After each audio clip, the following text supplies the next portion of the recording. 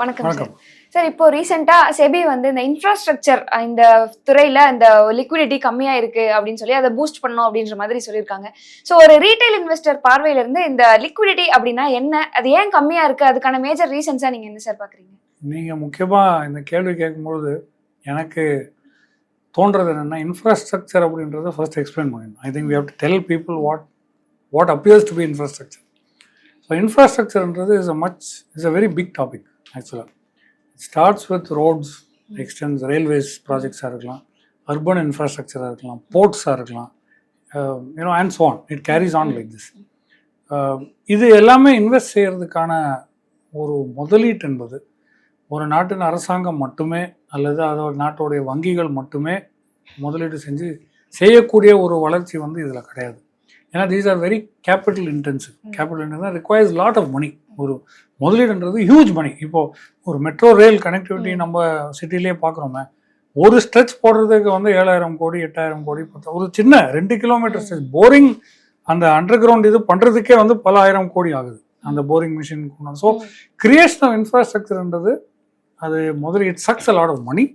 இரண்டாவது, அந்த ஒரு தேவையான தொகை வந்து நம்ம கட்டுற வரி பணத்திலேயோ இல்லை அரசாங்கத்துக்கு வருகின்ற இன்டைரக்ட் டாக்ஸஸ் மூலமாகவோ மட்டுமே சமாளிக்கக்கூடிய ஒரு சேலஞ்ச் அல்ல அது. இல்லை அரசாங்கத்திலேருந்து கடன் வாங்கி வங்கிகள்லேருந்து கடன் வாங்கி செய்கிறது ஒரு ப்ராஜெக்ட் கிடையாது. It requires public participation. அப்படி ஏன்னா பல ஆயிரம் கோடி தேவை இந்த மாதிரி இந்தியாவுக்கு வந்து ஒரு வளரும் நாடுக்கு வந்து செய்யணும்னா this requires a huge amount of money. அந்த மணி ஃப்ளோ வந்து மியூச்சுவல் ஃபண்ட் மூலமாக நம்ம பெரிய அளவில் வந்து மாதம் மியூச்சுவல் ஃபண்ட் மூலமாக நம்ம கான்ட்ரிபியூட் பண்ணிட்டு இருக்கிறோம். இப்போ லிக்விடிட்டி அப்படின்னா அரசாங்கத்துக்கு வந்து பணம் இருந்தால் தான் இதை ஃபண்ட் பண்ண முடியும். கட்டுகின்ற என்ஜினியரிங் கம்பெனிஸாக இருந்தாலும் சரி, இபிசி கம்பெனிஸ் இருந்தாலும் சரி, இந்தியாவில் பெரிய பேர் போன கம்பெனிஸ்லாம் இருக்காங்க.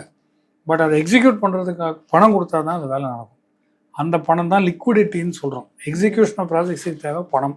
மீது எல்லாமே உலகத்தில் கிடச்சிரும், மெட்டீரியல் கிடச்சிரும், கம்பெனி கிடச்சிரும், everything else can be done. But if you don't have the funds required, capital required, நம்மளால் ஒரு ப்ராஜெக்ட் எக்ஸிக்யூட் பண்ண முடியாது. அப்படி இருக்கும் பட்சத்தில் பப்ளிக் பார்ட்டிசிபேஷன் இன்க்ரீஸ் பண்ணும்பொழுது கூடுதலாக அந்த செக்டரில் முதலீடு செஞ்சால் அந்த லிக்விடிட்டி வந்து இங்கே டிரான்ஸ்ஃபர் ஆகி இந்த ப்ராஜெக்ட்ஸ் எக்ஸிக்யூட் பண்ண முடியும் என்பது தான் அரசாங்கத்தோட ஒரு நோக்கம். ஸோ இப்போ எதனால இந்த இன்வெஸ்டர் பேஸ் வந்துட்டு லோவாக இருக்குது சார்? ஸோ அதுக்கு ஏதாவது குறிப்பிட்ட காரணங்கள் மாதிரி இருக்கா? இல்லை, நம்ம பொதுவாக எவ்ரிதிங் இந்த கண்ட்ரியில் வந்து இருக்கிறது, இந்தியா பொறுத்த வரைக்கும் நம்ம வந்து அந்த டைவர்சிஃபிகேஷன்ன்றது ரொம்ப கஷ்டமான ஒரு matter. We prefer to stuck route. நமக்கு எது பிடிக்குதோ அதான் செஞ்சுட்ருக்கோம். காலங்காலமாக எப்படி இருக்கோ அப்படி தான் இருக்கும். இன்னும் கூட ஃபிக்ஸட் டெபாசிட்ஸில் ஏன் இவ்வளோ பணத்தை நம்ம போட்டு வைக்கிறோன்றது கேட்டால் அதுக்கு பதில் கிடையாது. அதுலேருந்து ஹவுஸ் ஹோல்ட் சேவிங்ஸில் நீங்கள் அந்த காம்போசிஷன் பார்த்தீங்கன்னா எஃப்டிஸ் வந்து லார்ஜ் அமௌண்ட்டாக இருக்கும். கோல்டில் ஒரு பெரிய சங்க் இருக்கும். இனிமே தான் இப்போ தான் போஸ்ட் கோவிட் தான் நம்ம ஈக்விட்டி மார்க்கெட்ஸ் இல்லை மியூச்சுவல் ஃபண்ட்ஸில் ஒரு வளர்ச்சின்னு பார்க்கணும்.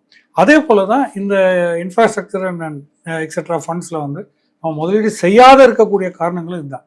மியூச்சுவல் ஃபண்டோ ஈக்விட்டி மியூச்சுவல் ஃபண்டோ சரி போட்டுரும், டெட்டா சரி ஓகே, கடன் பத்திரமா ஓகே, எனக்கு ரிஸ்க் வேண்டாம், ஃபிக்ஸ்ட் ரிட்டர்ன் வேணும்னா டெட்டில் போடுவாங்க.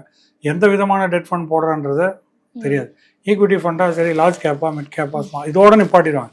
அதில் தீமேட்டிக் அண்ட் செக்ட்ரல் ஃபண்ட்ஸ் ஆயிரம் இருக்கலாம், க்ரோத் ஃபண்ட்ஸ் இருக்கலாம், ஃபார்மசி மெடிக்கல் பேஸ்ட் ஃபண்ட்ஸ் இருக்கலாம், டிஃபென்ஸ் ஃபண்ட்ஸ் இருக்கலாம். ஸோ எம்எஸ்எம்இக்கான ஃபண்ட் க்ரோத் கொடுக்குற ஃபோக்கஸ் பண்ண கம்பெனிஸாக இருக்கலாம், ஐடி ஃபண்டாக இருக்கலாம். அதெல்லாம் lot of sectoral thematic funds. இதில் வந்து நம்ம போகவே மாட்டோம். Mid cap, large cap, small நமக்கு தெரிஞ்சது தான் இதுக்குள்ளே. இல்லாட்டி இப்போ ரீசெண்டாக ஆர்பிட்ராஜ், ஃப்ளெக்ஸி கேப் எக்ஸெட்ரா இந்த மாதிரி இந்த புது பேர்லாம் வரதுல என்எஃப்ஓ வந்ததுனால சில பேர் வந்து முதலீடு செய்வாங்க. இந்த மாதிரி ஒரு ஃபண்ட் இருக்குன்றதே பாதி பேருக்கு தெரிஞ்சிருக்காதுன்னு நினைக்கிறேன். ப்ளஸ் இது வந்து நமக்கு தெரியாது, அவங்க என்ன பண்ணுறாங்க, இவங்க என்ன பண்ணுறாங்க, எனக்கு அட்வைஸ் என்ன வருதோ இதுதான், அதுக்கு ஏற்ற மாதிரி நான் முதலீடு செய்கிறேன்றது தான். அந்த ரிஸ்ட்ரிக்டிவாக நம்ம திங்கிங் வைத்து கன்சிடர் பண்ணுறது தான். நமக்கு இன்ஃப்ராஸ்ட்ரக்சர் எக்ஸிக்யூட் ஆகணும், ப்ராஜெக்ட்ஸ் வந்து வரணும், ஃப்ளைஓவர் கட்டணும், போர்ட்டு கட்டணும், ரயில்வே கட்டணும், இதெல்லாம் தேவை. பட் இன்வெஸ்ட் பண்ணும்போது அது யோசிக்கிறது கிடையாது. நம்ம வந்து we stick to protecting our capital, looking at our returns rather than looking at what is also beneficial here. அப்போ பப்ளிக் பார்ட்டிசிபேஷன்ங்கிறது பெரிய அளவில் இல்லை அப்படின்னா அப்போ பேங்க்ஸ் சம்மந்தப்பட்டமாவும் இல்லை கவர்மெண்ட் பட்ஜெட்டை மட்டுமே பெருசாக டிபெண்ட் பண்ணியிருக்கா சார்? கார்பரேட்டோடைய பங்களிப்புன்றது எந்த அளவுக்கு இருக்கு சார்? ஆமாம், corporate see at the end of the day corporates invest. But அதனால தான் இப்போ முக்கியமாக செபியாக இருந்தாலும் சரி, ஆம்ஃபியாக இருந்தாலும் சரி, மினிஸ்ட்ரி ஆஃப் ஃபினான்ஸ் இருந்தாலும் சரி, இந்த REITs அண்ட் இன்விட்ஸ் அப்படின்னு சொல்லி கொண்டு வந்திருக்காங்க. Real estate investment trust, primarily to create urban infrastructure. அதுதான் ரியல் எஸ்டேட் இன்வெஸ்ட்மெண்ட் ட்ரஸ்டோடைய கோல்.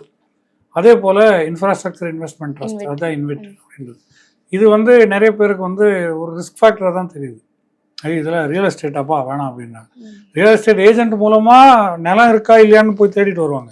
ஆனால் ரியல் எஸ்டேட் இன்வெஸ்ட்மெண்ட் ட்ரஸ்ட்டில் வந்து முதலீடு செய்ய மாட்டாங்க. Same applies to infrastructure investment trust. The amount of participation is very low. அது வந்து I think it is more on the part of the distributors.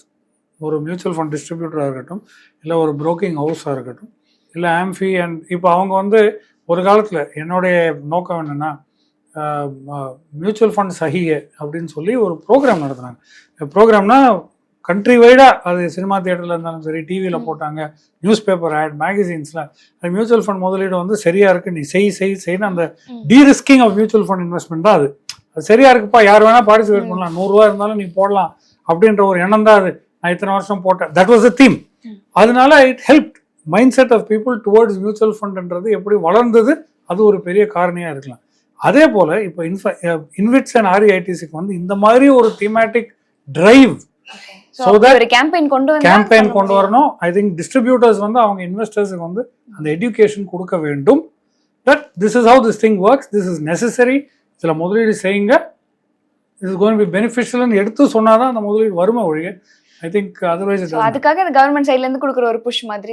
S, ஆமா. So ஒரு retail இன்வெஸ்டரா நான் மியூச்சுவல் ஃபண்ட் மூலமா இப்போ இன்ஃப்ராஸ்ட்ரக்சர்ல இன்வெஸ்ட் பண்றேன் அப்படின்னா எனக்கு என்ன சார் பெனிஃபிட் கிடைக்கும்? இல்ல அப்படி இல்ல, நீங்க இதுல ஸ்பெசிஃபிக்கா நம்ம பார்க்க போவோம்னா, ஒரு இன்ஃப்ராஸ்ட்ரக்சர் ஃபண்ட் அப்படின்றதையும் ஒரு மியூச்சுவல் ஃபண்ட் மூலமா இன்ஃப்ராஸ்ட்ரக்சர் பண்றது ரெண்டு வேற. இப்போ ஃபார் இன்ஸ்டன்ஸ் ஒரு ரெகுலர் லார்ஜ் கேப் போர்ட்ஃபோலியோல ஒரு இன்ஃப்ராஸ்ட்ரக்சர் கம்பெனி இருக்கலாம். That doesn't offer you much of focus in infrastructure. It is also there தான். ஆனால் ஒரு REIT இல்லை இன்விட் மூலமாக நீங்கள் பண்ணுறதா இருந்தால் கோர் ஃபோக்கஸே இன்ஃப்ராஸ்ட்ரக்சர் மட்டும்தான், அதில் வேறு மற்ற ஸ்டாக்ஸ்லாம் இருக்குது. So this is one. இரண்டாவது வந்து இவங்களுடைய ரிட்டர்ன் பேட்டர்ன் நீங்கள் எடுத்து பாருங்கள். இன்ஃப்ராஸ்ட்ரக்சர் அப்படின்ற ஒரு ஃபண்டை, தீமேட்டிக் ஃபண்டை நீங்கள் முதலீடு செஞ்சீங்கன்னா, அப்படி சில ஃபண்ட்ஸ் இருக்குது, I don't want name it, but funds அவங்களுடைய ரிட்டர்ன் ஹிஸ்ட்ரி எடுத்து பாருங்கள். அவங்களோட 3 year ரிட்டர்ன்ஸ் அப்படின்னு ஆவரேஜாக எடுத்து பார்த்தீங்கன்னா, it will be between about 18 and 20%. Okay, 5 year returns between 25 to 27%. 10 year returns, நிறைய பேர் சொல்லுவாங்களே நீண்ட காலமாக போட்டு மறந்துடுங்க சார் அப்படின்னு சொல்லுவாங்களே, அவங்களுக்கு வந்து இது 10 year returns of an infrastructure fund பார்த்தீங்கன்னா 12 to 17% தான். ஸோ இதுலேருந்து என்ன புரியுது, ஒரு இன்ஃப்ராஸ்ட்ரக்சர் ஃபண்டில் நம்ம முதலீடு செஞ்சோமானால் சுப்பீரியர் ரிட்டர்ன்ஸ் கிடைக்கும். இன் அ 5 year term. நீங்கள் வந்து 1 yearல போட்டு எடுக்கணும்னு பார்த்தா முடியாது. ஏன் முடியாதுன்னு நான் சொல்கிறேன். But in 5 year term, average infrastructure returns is between 25 and 27%. It's sizeable இல்லையா? அதுக்கு மேலே வைக்கிறதுக்கு உங்களுக்கு யூஸ் இல்லை. ஏன்னா இட் ட்ராப்ஸ் டு 12, 17. 10 year போனீங்கன்னா 12 to 17. அது நீங்கள் ரெகுலரில் லார்ஜ் கேப் ஃபண்ட்லேயே நீங்கள் போட்டு போயிடலாம். இன்ஃப்ராஸ்ட்ரக்சர் ஃபோக்கஸ்டாக நீங்கள் பண்ணணும் அவசியம் கிடையாது. 3 yearsன்றது too short. You understand what I'm saying? Why does it taper off அப்படின்னு பார்த்தீங்கன்னா, first of all infrastructure projects, நம்ம சொல்கிற எந்த இன்ஃப்ராஸ்ட்ரக்சர் ப்ராஜெக்டாக இருந்தாலுமே it takes between 5 to 7 years to complete. அந்த கம்ப்ளீட் பண்ணி அந்த ப்ராஜெக்டை மானிட்டைஸ் பண்ணும். அது டோல் மாதிரி, இப்போ ஹைவேஸ்னால் டோல் வைக்கிறதோ, போர்ட்டுக்குள்ளே ஃபங்க்ஷனிங் துவங்குறதோ, அதை ட்ரான்ஸ்ஃபர் பண்ணி எக்ஸிக்யூட்டபிள் ஆட்கனாக தான் அந்த ரெவென்யூ மாடல் வரும். அந்த revenue model and monetisation happens between 5 and 7 years. So the returns peak at that time. When that BOT model is sold off, infrastructure projects are sold off or executed and the revenue starts flowing. So this is how the return stream works. இது மக்களுக்கு கொண்டு போய் சேர்த்தாலே I think இன்ஃப்ராஸ்ட்ரக்சருக்கு ஒரு 5 years நான் பண்ணுறப்போ, ஏன்னா returns வந்து சுப்பீரியராக இருக்குது. இரண்டாவது, it derisks a lot of volatility. ஏன்னா மார்க்கெட் சம்மந்தப்பட்ட வாலட்டிலிட்டி வந்து இன்ஃப்ராஸ்ட்ரக்சருக்கு வராது.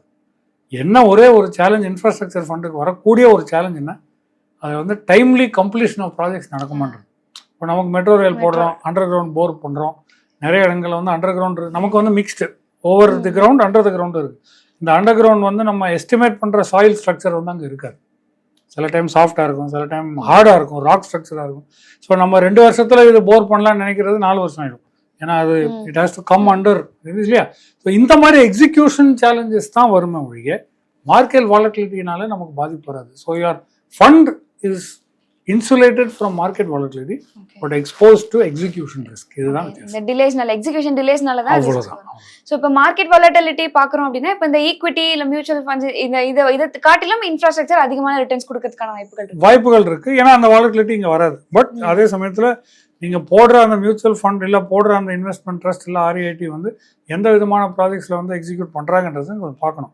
What is the sample that there following, அந்த ஃபண்ட் மேனேஜர் சூஸ் பண்ணக்கூடிய ப்ராஜெக்ட் சாம்பிள்ஸ் வந்து எது அப்படின்றது. ஃபார் இன்ஸ்டன்ஸ் நான் உதாரணத்துக்கு சொல்கிறேன், AIF alternate investment fund that starts at 1 crore. It's not a small investment, starts at 1 crore.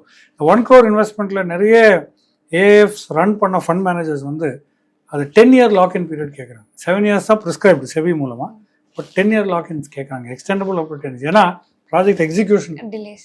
So இப்போ இந்த டிரைவ் வந்துட்டு இன்கேஸ் சக்ஸஸ்ஃபுல் ஆகுது அப்படின்னா இப்போ ஸ்மால் கேப் இல்லை ஃப்ளெக்ஸி கேப் மாதிரி இந்த இன்வெஸ்ட்மெண்ட் இன்ஃப்ராஸ்ட்ரக்சர் இன்வெஸ்ட்மெண்ட் அப்படிங்கிறது இந்த அடுத்த ட்ரெண்ட் ஆகுமா சார்? ஆகணும். ஆனால் தான் நமக்கு, ஏன்னா ஒரு இன்ஃப்ராஸ்ட்ரக்சர்ன்றது ஒரு நாட்டுக்கு எவ்வளோ முக்கியன்றதை பாருங்கள். ஃபார் இன்ஸ்டன்ஸ் அர்பன் இன்ஃப்ராஸ்ட்ரக்சர்ன்றது ஆல்மோஸ்ட் 60% ஆஃப் நம்ம நாட்டோட ஜிடிபி. ஓகே, நம்ம நாட்டோட ஜிடிபி 4 trillion அப்படின்னா அதோட 60% வந்து அர்பன் இன்ஃப்ராஸ்ட்ரக்சர் மூலமாக தான் உங்களுக்கு வருது.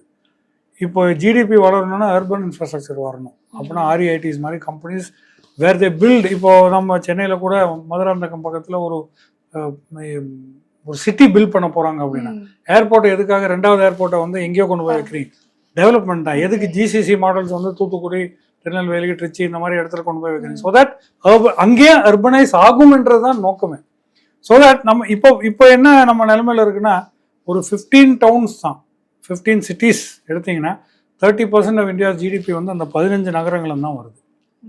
இமேஜின் நீங்கள் அர்பன் இன்ஃப்ராஸ்ட்ரக்சர் கிரியேட் பண்ணி அது ஒரு 30 cities-ஆக மாற்றினீங்கன்னு வைங்க, அதுவே உங்களுக்கு வளர்ச்சி ஜிடிபி வந்து கொண்டு போய் சேர்த்துடும். So it is very simple. இது வந்து வெறும் ஒரு டாபிக். இதே மாதிரி நமக்கு போர்ட்ஸ் இருக்குது, ரோட்ஸ் இருக்குது. For instance next roadways, highways எதுக்கு இவ்வளோ கான்சென்ட்ரேட் பண்ணுறோம் அப்படின்னா லாஜிஸ்டிக்ஸ் காஸ்ட். நீங்கள் இந்தியாவோட லாஜிஸ்டிக்ஸ் காஸ்ட் எடுத்து பார்த்தீங்கன்னா about 14% of GDP. It's high. So 14% of 4 trillion-ன்றது இட்ஸ் ஹியூஜ் மணி இல்லையா?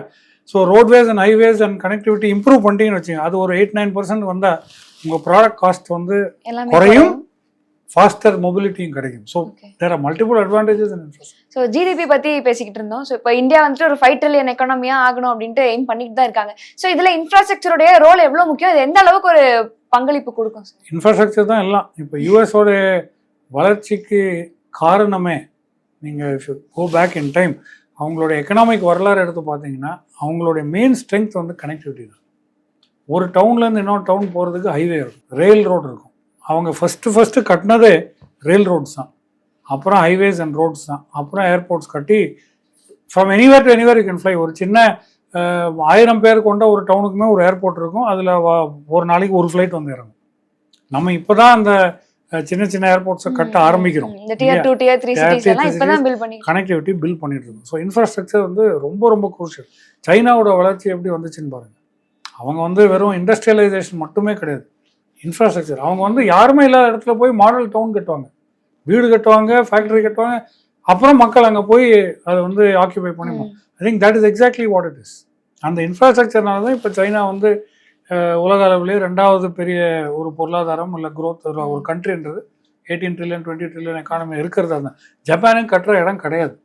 ஏன்னா too many islands and the prefectures are subject to tsunami risk and earthquakes. அவங்களால அது இனிமேல் கட்ட முடியாது. யூரோப்பில் இடம் கிடையாது, அங்கேயும் வளராது, வளர்ச்சியே கிடையாது, ஏன்னா இடம் கிடையாது, it's too small. But countries like Asia geographical எக்ஸ்டெண்டே ரொம்ப பெருசா இருக்கும்போது இதுக்கான ஆப்பர்ச்சுனிட்டி ரொம்ப டெஃபினட்டா நம்ம இருக்கும்போது அதை எக்ஸசைஸ் பண்ணுன்றேன். இப்போ ஒரு ரீட்டைல் இன்வெஸ்டரா நான் வந்து இப்போ இன்ஃப்ராஸ்ட்ரக்சர்ல இன்வெஸ்ட் பண்ணணும் அப்படின்னா இப்போ எனக்கு என்னென்ன ஆப்ஷன்ஸ் இருக்கு சார்? இப்போ ஸ்பெசிஃபிக்கா இந்த அதுதான் மெயினா இருக்கும். சோ இப்போ நான் இவ்ளோ ரிஸ்க் மட்டும் இதுல மட்டுமே நான் கான்சென்ட்ரேட் பண்ண விரும்பல அப்படின்னா அப்படி கிடையாது. நம்ம வந்து ஒரு மியூச்சுவல் ஃபண்ட் இன்வெஸ்ட்மெண்ட்னு ஒரு தொகையை ஒதுக்கி வைக்கிறோம் இல்லையா? ஆல்ரெடி போட்டிருப்போம், இல்லை போட்டுட்டு இருக்கிறோம் எஸ்ஐபி மூலமா. இது ஒரு ஸ்மால் போர்ஷனா நீங்க ஸ்டார்ட் பண்ணுங்கன்னு தான் நான் சொல்ல வரேன். Start here first. இதுல வந்து எந்த விதமான தவறுதல் கிடையாது. This is something that you should be aware of, should be interested in doing. So நீங்கள் எப்படி லார்ஜ் கேப், இப்போ நிறைய பேர் வந்து நான் இப்போ செப்டம்பர் மாதம் என் பொண்ணோட, ஃபார் இன்ஸ்டன்ஸ் என் பொண்ணோட பையனோட பர்த்டே வருது, நான் ஒரு எஸ்ஐபி ஸ்டார்ட் பண்ணலான்னு இருக்கிறேன். திருப்பி ஈக்விட்டி எஸ்ஐபிக்கு தான் போகிறீங்க இப்போ தவிர, ஏன் இப்போ ஒரு இன்ஃப்ராஸ்ட்ரக்சர் எஸ்ஐபி ஸ்டார்ட் பண்ணுறது தானே, அந்த மாதிரி பண்ணலாம் இல்லையா? So you can diversify your mutual fund investment தான் சொல்கிறேன். இதுதான் போடணும்னு நான் சொல்ல வரல. பட் இதுலேயும் போடலாம் அப்படின்ற ஒரு ஆப்பர்ச்சுனிட்டி ஏன் மிஸ் பண்ணுறீங்க? ஸோ ஒரு மிடில் கிளாஸ் இன்வெஸ்டரா இப்போ நான் இன்ஃப்ராஸ்ட்ரக்சருக்கு ஒரு போர்ஷன் கொடுக்கணும் அப்படின்னா என்னுடைய போர்ட்ஃபோலியோல எவ்வளோ பர்சன்டேஜ் கொடுக்கறது வந்து ஒரு அட்வைசபிளா இருக்கும்? ஐ திங்க் நம்ம ஓவராலாக வந்து நீங்கள் அதை ரிஸ்க் நம்ம அந்த இன்வெஸ்டருடைய ரிஸ்க் அட்டாச்மெண்ட் வந்து எவ்வளோ இருக்குன்னு பார்க்கணும், ரிஸ்க் அவர்ஸ்னஸ் எவ்வளோ இருக்குன்னு பார்க்கணும். இப்போ for instance if does not want risk Atal அவர்கிட்ட போய் இதெல்லாம் சொன்னால் அவர் போட மாட்டார். பட் ஓகே எனக்கு பரவாயில்லப்பா, I am okay to taking some risk, அதுக்கு டென்யூர் இருக்குது, வெயிட்டிங் பீரியட். நான் சொன்னேன் இல்லையா, 5 இயரில் தான் இதில் சூப்பர் ரிட்டர்ன்ஸ் உங்களுக்கு வர வாய்ப்புகள் இருக்குது. ஸோ ஒரு 5 இயர் வெயிட்டிங் பீரியட் வேணும். இந்த மாதிரி ரிஸ்க் ஃபேக்டர்ஸ் இருக்குது அப்படின்னு சொல்லி அட்லீஸ்ட் ஒரு 5 to 10% நீங்கள் இன்ஃப்ராஸ்ட்ரக்சர் போடுறதுல எந்த விதமான தவறுதலும் எனக்கு தெரியல. If is willing to adapt that risk. Okay sir, நிறைய தகவல்கள் பகிர்ந்துக்கிட்டீங்க. நன்றி சார். தேங்க்யூ. மேலும் ஈடி தமிழ் சேனல்ல வரப்போகும் பிசினஸ் மற்றும் அது ரிலேட்டடான வீடியோவை பார்க்க உடனே கீழே இருக்க சப்ஸ்கிரைப் பட்டனை கிளிக் பண்ணுங்க.